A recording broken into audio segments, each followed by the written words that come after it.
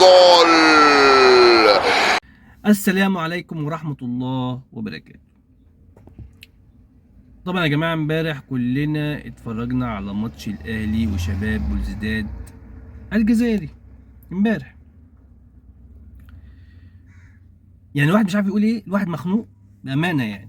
يعني هنرجع تاني للحوارات القديمة بتاعت بقى محمد هاني وطاهر محمد طاهر. رجعنا تاني، يعني هنعيد تاني القارة تاني.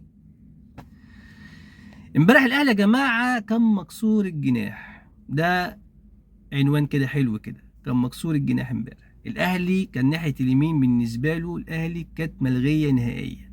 يعني الاهلي ولا بيهاجم كان في ناحيه اليمين دي ولا بيدافع. امبارح شباب بلوزداد عمل شوارع ناحيه اليمين، كانت ثغره كبيره جدا امبارح في النادي الاهلي الحته اليمين دي. كابتن محمد هاني امبارح دفاعيا مش موجود.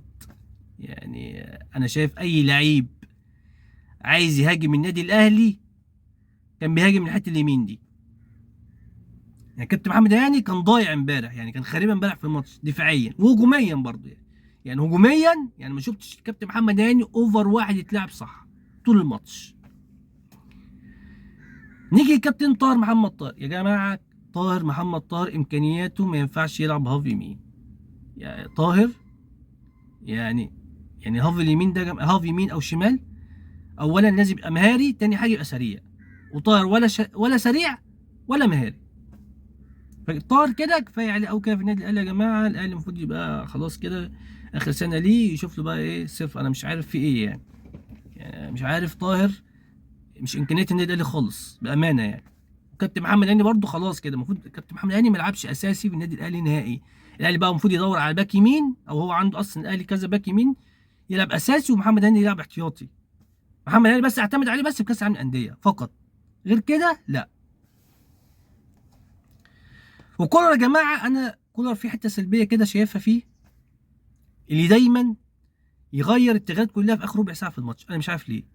يعني الماتش ساعه ونص، يعني عايز حد يقول لي كولر ان الماتش ساعه ونص مش اخر 15 دقيقه. يعني امبارح ما غير 5 لعيبه في اخر ربع ساعه ليه؟ انا مش عارف. انا اصلا من اول الشوط الثاني كان المفروض طاهر ده يطلع ومحمد هاني يطلع. المفروض يلعب بحسين الشحات ناحيه اليمين ويلعب كريم فؤاد وراه. دي الجبهه الثانيه كان المفروض رضا سليم مع علي معلول جبهتين، ويطلع مونس بقى يلعب بيه في الودي بس، ويلعب كهربا. ده المفروض يحصل الشوط الثاني. فعلى مستوى النادي الاهلي ده لا، الاهلي داخل على ماتشات تقيله، داخل على نهائي كاس مصر مع الزمالك. الاهلي داخل على ماتشات تقيله على المستوى ده. لا الاهلي كده يعني ربنا يستر يعني. والسلام عليكم ورحمه الله وبركاته.